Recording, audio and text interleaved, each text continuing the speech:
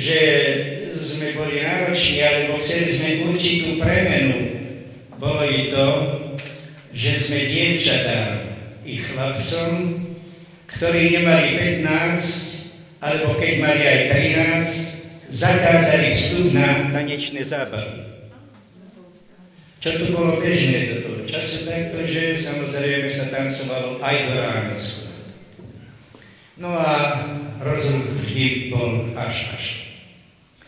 Keďže som učil prevažne telesnú výchovu, tak poznám aj tú situáciu, ako sme bojovali pri prezliekaní dievčat. Za moju 24-ročnú činnosť tu na tejto škole, keď som prišiel teda v roku 49, som nikdy nevystúpil, hádam ani raz, pred žiakov, aby som nemal cvičebný úbor. V lete tréningy, tričko, v zime tepláky a tak ďalej. Horšie to bolo, že sme nemali ani telocvičnú takú, ba dlhé roky, a tým sa ospravedlňujem kolegyniam, kolegom, keď som túto halu ja vlastne využíval ako telocvičnú. Tu Anka, Milka, tuto dali triedy, tuto bola pionierka, tuto bola prvá trieda a tak ďalej. No a isté, že ja som bol hlasovo dosť disponovaný, ale som si neuvedomil, poviem to tak, ako je, že teda ich postup práce sťažuje. Za to sa im aj teraz ospravedlňujem. Prosím, pokiaľ ide o tento život na škole za tých 50 rokov, to každá hodina, ja nehovorím o minútach, každá hodina dňa znamenala vždy niečo nové. Pretože istého času sme mali na tejto škole skoro 400 žiakov. Boli zaškolené 6. až 9. ročník z Hontianských Nemiec, deti z Ladzian, deti z Báčoviec, i z Kráľoviec, z Krnišova dochádzali do tejto školy. Tu, prosím. A vždy prichádzali aj nejaké také veci, ktoré bolo treba riešiť. Nuž, no, stalo sa, že sem tam nielen prísny na kolegov, na kolegyne, ale aj na žiakov. Niekedy tu boli verejne pokarhaní tým hodnotením tam, kde ten pán za tou mašinou stojí. To bolo moje miesto, skadiaľ som vynášal rozhodnutia alebo teda zistené nedostatky. Keď som tu bol pred 5 rokmi na takomto milom tomto zhromaždení, veľmi sa mi zapáčilo. Nie len kolegyne. Ale poviem vám to úprimne, že vtedy som už tak bol presvedčený, že okrem tých, tu na pani učiteľka, súdružka Roziaková, takedy bola mojou zástupkyňou, to som povedal. Neprítomná pani Mahútová napríklad, ale i ďalší, ktorí takto. Riaditelia škôl, ako ste ich počuli, prosím. Tu Karol bol skutočne dobrým nástupcom mojej roboty trebárs. Ale neprekonávali vždy tie ťažkosti, ktoré sme my mali potom, ako sa táto škola postavila. Postavila sa za jeden bežný rok. Za jeden bežný rok, 9-ročná škola. To je na chválu všetkým tým, ktorí sa o to prišli. Mali sme dodávateľa. Ale okrem toho sa do činností zapájali aj učitelia. Napríklad betónový múrik, oplotenie spredu popri ceste 214 metrov bežných dĺžky, áno, budovali učitelia, tlačili fúriky, miešali betón a tak ďalej a pomáhali. Keď sa táto škola stavala, žiaci podávaním tehál jeden druhému až na poschodie takto pomáhali dotvárať tú školu tak, aby mohla byť k 1. septembru 1961 otvorená. Samozrejme, nie len toto. Dneska, keď som tak sa zamýšľal ešte v kultúrnom dome, tak nie, že by som vám to ako zazlieval, páni. Absolútne nie. Mne tam chybovali predovšetkým dve základné postavy, ktoré už síce na tomto svete nie sú. Pardon, je, ale okrem toho ešte zvrátim. Ale pána starostov otecko, pán Ján Roziak, bol x rokov predsedom rodičovského združenia. V civile bol zástupcom riaditeľa strojovej a traktorovej stanice v Krupine. A on zariadil, že ten svah sa zmenil, že sa odviezol tamto otlačiť. Že Peter Bartko, veľký buldozerista, je stanice, áno, makal tu dni i noci, večere a od skorých rán. No. Len ak som spomínal meno pána Roziaka, tak skutočne má zásluhu na tom on, že teda tieto ihriska, tieto plochy a tak ďalej sú také, aké sú. Škola bola postavená do priestoru 3 hektárov, 16 árov a 24 štvorcových metrov. To je školský areál, ktorý samozrejme bolo treba vyplniť. Ako vyplniť? Vedeli sme, že asi telocvičňa by mohla byť tu, školská je len tam, bytovka ešte vyššie a tak ďalej. Stalo sa to, prosím, že došlo k realizácii. Už budem končiť, len tú myšlienku som tuto voči pána riaditeľovi ešte neukončil, tu poviem potom aj na záver. Ale bolo pekné a dôstojné, že to druhou persónou, napríklad, a to vám poviem, ktorú som obľuboval a zveľboval, nebolo pána Jána, pána Jozefa,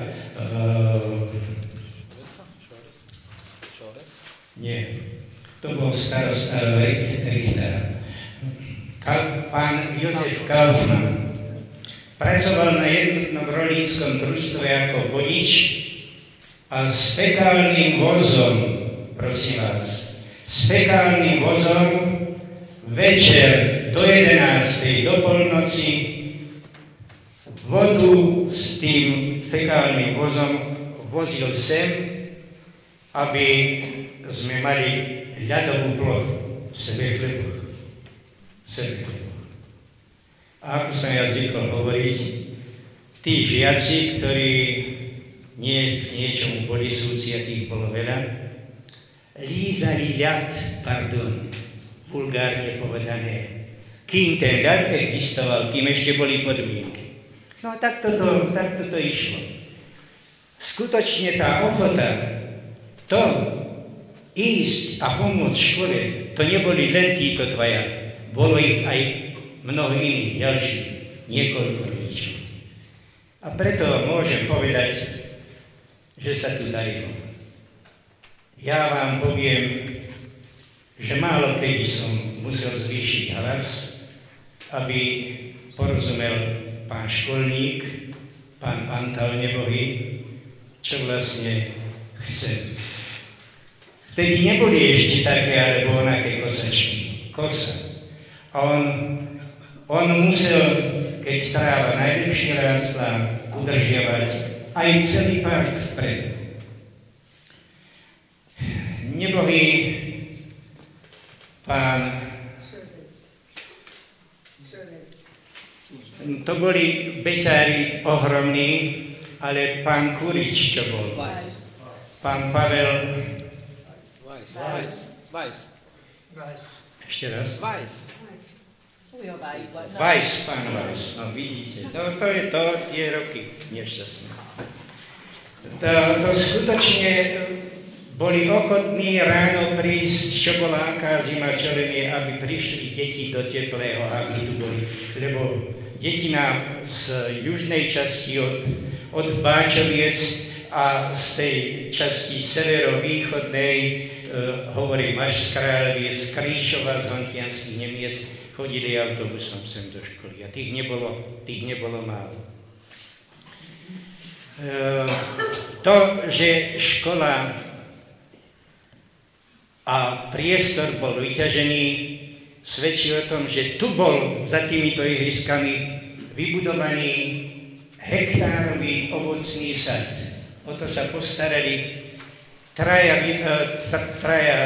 ovocinári, nebohý pán Madola z Lazian, nebohý pán Ladislav Šorec, ako bývalý člen Národnej rady, strany Slobody, strany Slobody, a aj pán Krísel nebohý taktiež, prosím. Boli to ovocinári z povolania a musím povedať, že za účasti a pomoci žiakov sa postavil ten hektárový ovocný sad behom jedného odpoludnia. Hektárový ovocný sad. No, 9-hodnový osadný postup, tam boli páni aj z Obstruše, ktorí chodili tu na ako pomáhať, a tak ďalej, a tak ďalej. Fakt jeden, vážený a milý. 24 rokov života na jednom mieste človek dobre pozná, a to môžu potvrdiť kolegyne, kolegovia, že spojenie školy so životom, s rodinou, áno, boli prvoradé. Koľkokrát pošomrali si učitelia, že či oni majú navštíviť rodinu tú alebo onú, teda každého rodiča alebo rodinu navštíviť, ktoré dieťa tu chodilo do školy. Ale poviem vám úprimne, že v mnohom to potom mnohí aj vysoko vyzdvihli, že tam ten kontakt bol veľmi tesno prepojený. Takto sme žili až do roku 73. Keď tu som mal športové hry, ešte aj to vám poviem, mali sme druhú penu na skok do výšky, tu po zvolenie. To bola rarita. A tých súťaží ešte na starom školskom dvore. Už som to dneska hovoril. Náš žiak Ivan ešte v tej starej škole, v tom čase, keď seniori skákali 198 cm ako rekord republiky, nám Štefan Ivan skákal 163 cm. Dostája, tam ešte prikaštieli medzi nimi. Topolmi sme mali konštrukciu na skok do výšky a tak ďalej. Som hrdý na svoje susedy vo Zvolenie na Zlatom potoku, že nedaleko bývajú dievčatá, teda už panie, ktoré reprezentovali tak dôstojne túto školu. Boli to sestričky Šantové. Rýchliky sú rýchliky, a oni by si boli rozdali, hádam, súťaž aj v tom smere. Ale veľmi často, pred 3 dňami som s nimi aspoň mal tú čest pozdraviť sa a povedať im, že idem teda do Sebechlia. Joj! No a takto sme tu žili, hovorím, ja až do toho 73. roku, keď som mal tu tie športové hry, prišiel podpredseda ONV, aj s tajomníkom ONV a povedali, máš 2 týždne porozmýšľať, či teda by si nechcel ísť niekde inde. Tak sa stalo teda, že som rodák z Lígľaša, prosím. Mal som tam rodinu, pochádzam z početnej rodiny. Bolo nás 7 súrodencov. Traja ešte žijú okrem mňa. Samozrejme, chcel som byť v ušom kontakte s nimi. No a tak sa stalo, že som priklepol, povedal áno, teda pôjdem na ten odbor školstva Okresného národného výboru do funkcie vedúceho odboru. To som robil, tu som pôsobil 24 rokov a vedúci odboru školstva som bol 16 rokov. Potom som nastúpil na ten dôchodok, samozrejme, no a pritom som ešte. Čo je teraz mojou láskou, okrem pekných a zlatých, dobrých žien, ktoré si vážim, som zamilovaný záhradkár. Mám veľkú lásku, keď sa dostanem bližšie k ním. Ba tento rok sa hrdím tým, keď prídu hostia, že im ukážem dominantu záhrady a to je kana, ktorá má skoro 3 metre výšky. Je obdivuhodná a skutočne, no, ale aj stromy. Mám tu množstvo fotografií, ale tým by som vás nezdržal. Dlho rozprávam, ale prosím, aj 24 rokov bola doba a za to sme zažili, za to obdobie dosť. Však tieto dievčatá, ktoré sú tu, či už taký, ja som si musel ísť pozrieť aj tieto naše mladé a pekné kuchárky, pretože si vážim ich robotu a viem, čo to znamená. A znamená aj teraz pripraviť teplú, dobrú stravu a tak ďalej. Chcem pri tejto príležitosti poďakovať prítomným i neprítomným rodičom, ale zvlášť chcem poďakovať všetkým tým kolegom, kolegyniam, s ktorými som tu pracoval. Nech vás prevádza láska najbližších, priazeň rodičov, všetko to, aby ste i už rokom poznačenej mohli povedať, spravil som to, čo som mohol. A mohol som veľa. Ďakujem vám ešte raz za všetko. Len to jedno ešte nakoniec, prosím. Tých 5 rokov dozadu, keď som stretol tohto človeka tu na, tak som si povedal, Ozan, nemusí sa báť. Ako doteraz žila škola, tak bude ešte lepšie.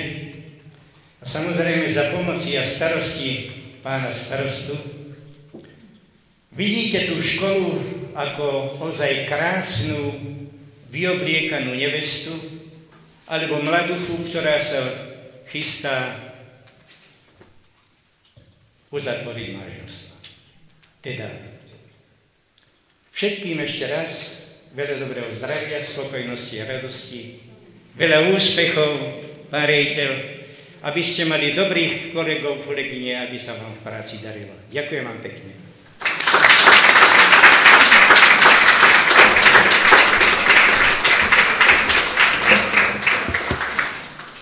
Ďakujem pánovi Ozanovi. Počas tých prvých 13 rokov bol vo funkcii zástupcu pán Karol Kocian a ďalších 12 rokov tiež viedol školu. Poprosím teraz pána Kociana o príhovor.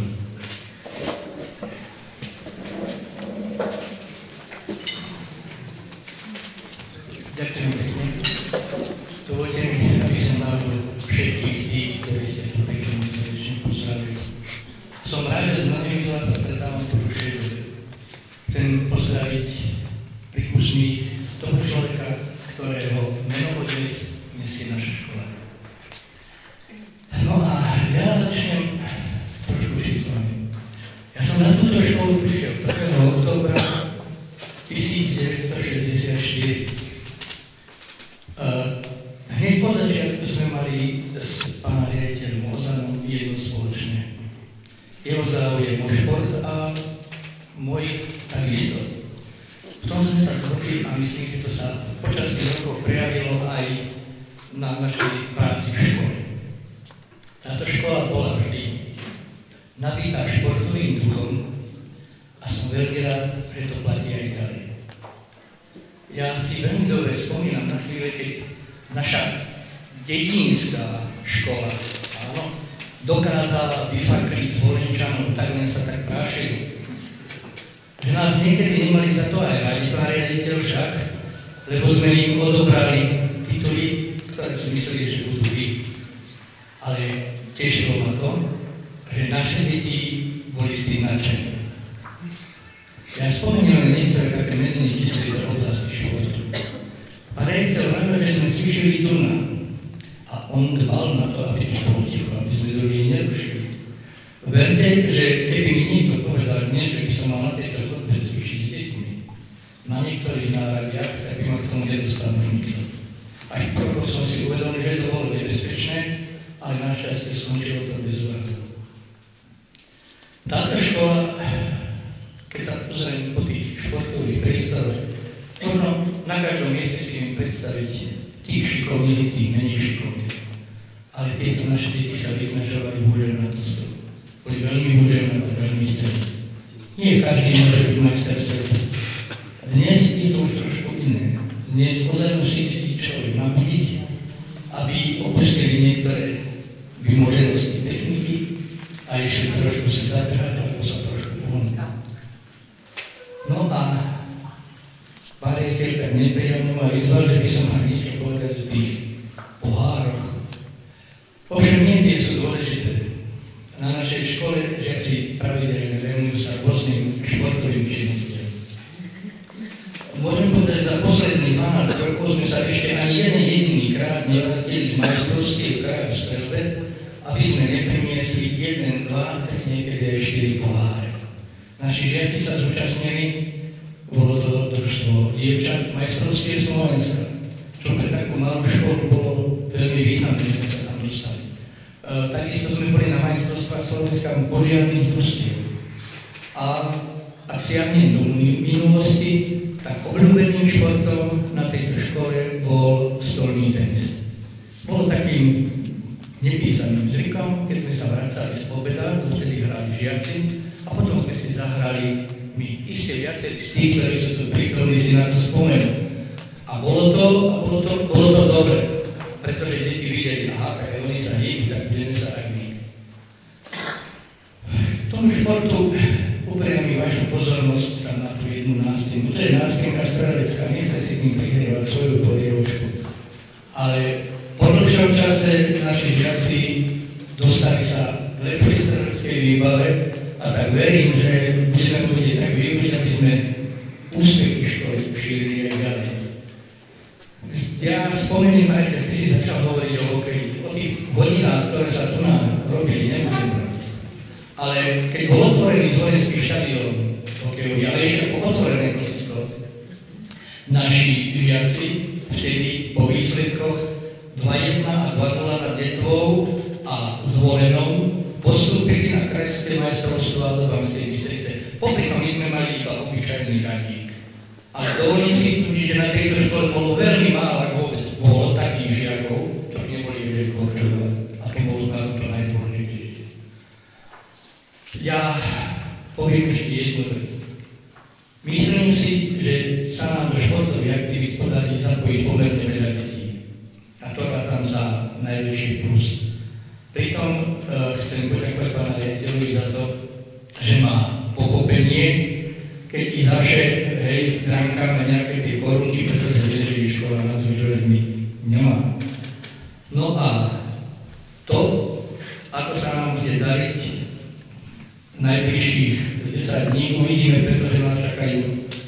preteky naplnené športom.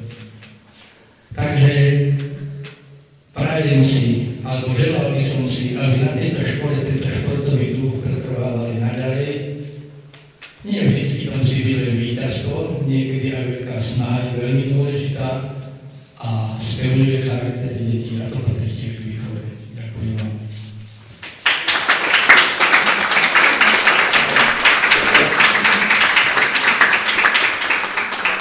Ďakujem pánovi Kocianovi. Teraz poprosím pani Elenu Ruziakovú, ktorá bola vlastne zástupkyňou v tomto období. Môžem aj takto? Tak, aby ste nemuseli si chodiť. Môžete aj sedieť. Dovolte, aby som sa vám prihovorila najprv básňou. Svet nazdá sa, že žitia blahu je treba zbytok všetkých vecí. Skôs, prepich, nádhera a hory. Dáš zlata, požehnaný prípal. Hneď v splnku, o čom človek sníval. Že treba mať vyleštenú dráhu, zvaršujú ložko na pokoj. Z vln sedadlo na posedení a miesto Božej oblohy klenutím šarvala baldachínu. Noc tráviť nie pri jednej svieci, či kahánku, lež svetiel mori, kde potom už nadobne zhorí tma, kľud i sen ten motýl stínu. Vždy šumieť šatou ako v pene a voňať masťou voľných ruží.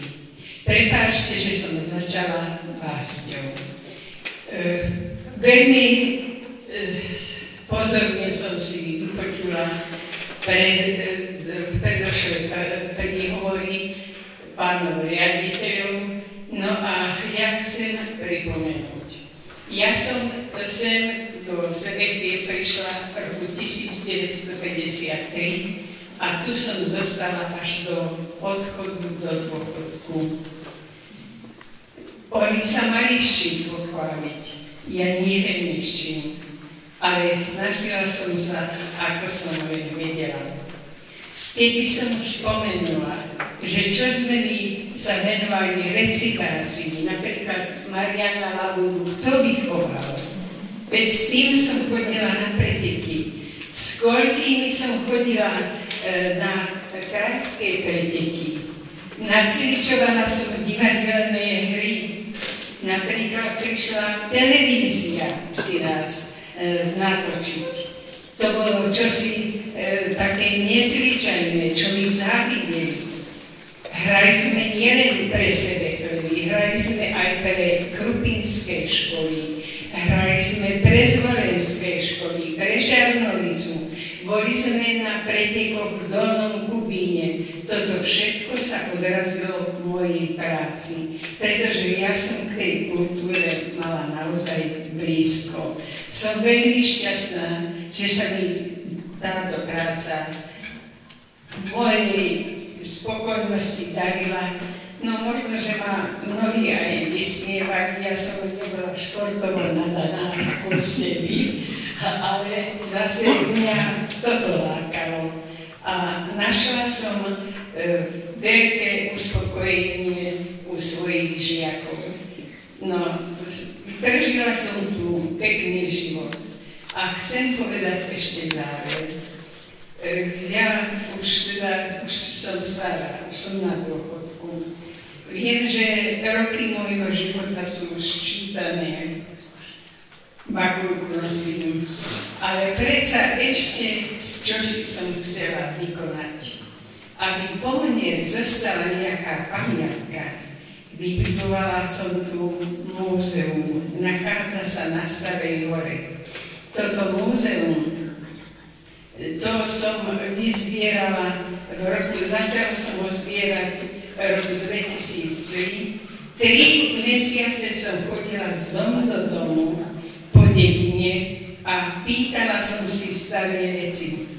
A viete, do akých rečí som sa dostala? Mne to bolo strašne smiešné. Moja švagrina prišla ku mne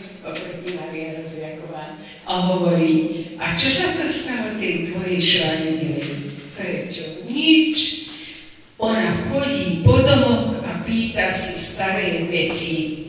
No ja som si tie staré veci pýtala, ale ja som si ich pýtala nie pre seba, ale sú vystavené, neviem, dnes som dala kúsok, jeden exemplár z toho múzea a ja mám návštevníkov veľmi veľa, aj z Austrálie som mala, z Francúzska som mala, no skade tady, v poslednej týždni som mala gymnazistov zo Zvolena. Takže ja si myslím, že aj takouto činnosťou človek môže byť prospešný ľuďom. A už som si aj pomyslela, veď som už stará, už tam nepatrím, čo sa týka môjho veku. Ale keď mi niekto povie múzeum, hneď ma všetky bolesti prejdú a hneď som v múzeu. Tak mi prepáčte, že som vám aj toto povedala, ale treba sa venovať aj tejto stránke života a deti sú veľmi šťastné. Ja si myslím, že aj takýmto veciam som treba venovať. Dostala som konkrétne list, a to ďakovaný, mám ho aj na taške. Dostala som ako poďakovanie. A síce ja som na vybudovanie toho múzea nedostala žiadne peniaze. Ja som si aj budovu vypýtala od miestneho pána Halára. Výstavné predmety som si vypýtala od ľudí. No a toto je všetko v tom liste napísané, že ako si vysoko hodnotia moju prácu. Takže ja si myslím, že som svoj život nepremárnila, aj teda nie, môžete sa mi vysmievať, ale mňa to vedie vždy ďalším a ďalším cestám a vždy mám ešte ďalšie plány.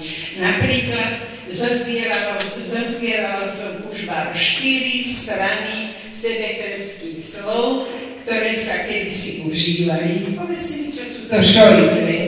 Neviete. No, čo je to zajtonec? Šojtre to sú strky. Čo je to? Fazule. Tak ďalej, prosím, mám to 4 strany. A keď to vidia moji návštevníci, povedia, že som vinovatá, že si to nedám rozmnožiť. Neviem, snáď sa niekto nado mnou ešte zmiluje a snáď mi to prepíše a niekam na pamiatku. Tak mi prepáčte, to je všetko.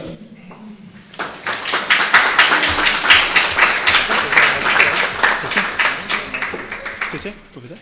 Ja len jedno poznámku, že to zabudla povedať, že dnes ten stíhač napísali aj knihu poviedok, ktorá vyšla. A zase zabudla povedať, že v tej knihe, čo má v tom múzeu, je zapísaný jeden každý minister, čo teraz bol na Slovensku, že na Starého sa tu aj vybavuje.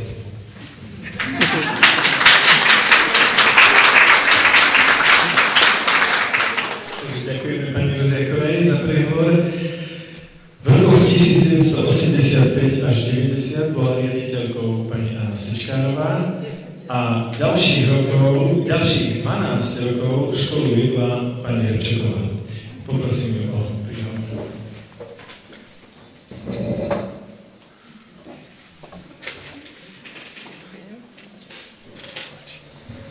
Ďakujem. Vážení vzácni hostia, milé kolegyne, kolegovia, chcem predovšetkým poďakovať za pozvanie pánovi starostovi a pánovi riaditeľovi na toto krásne stretnutie, ktoré je také významné pre školu a obec. Viem, že